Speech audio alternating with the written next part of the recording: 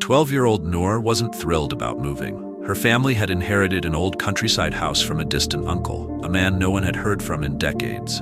It was large, dusty, and surrounded by a decaying garden full of twisted statues and broken toys. But the strangest part?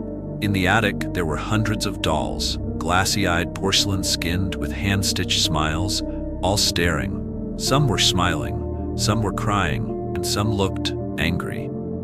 Noor's mother decorated her bedroom with a few of the dolls, thinking they were charming and vintage. Noor didn't protest, though one doll in particular unsettled her.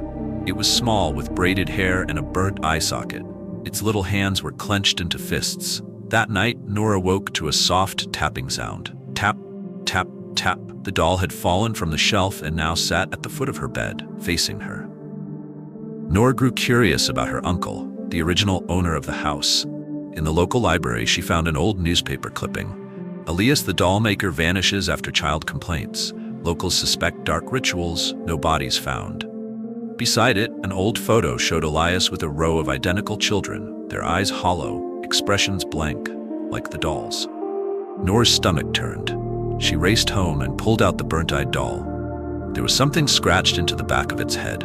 A.M., age 8. That night, Noor was woken again, but not by tapping. This time it was whispering, soft, faint, all around her. "We were children once. He made us like this." She flipped on the light. Every doll in the room had changed position. Some now sat closer, others faced away. The burnt-eyed doll was now sitting on her desk, arms reaching forward. In the attic, Noor noticed a loose floorboard under the dollmaker's desk. Beneath it, she found a trapdoor. Inside, a cold, narrow tunnel leading to a sealed room. In the center was a child-sized workbench surrounded by melted wax, empty doll molds, and photographs of children, each with names, ages, and dates scratched out. Noor found one labeled, Noor, age 12. It was dated tomorrow. Terrified, Noor packed her bag, but when she tried to leave the house, the doors were stuck, locked, the windows wouldn't break, and the dolls began to appear one by one at the corners of her vision. Whispers filled the air again. "You were chosen. He still lives in his work."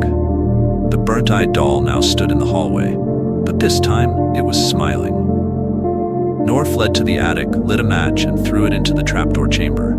Flames erupted, smoke filling the house. The dolls began to scream, not just mechanical noises, real human screams.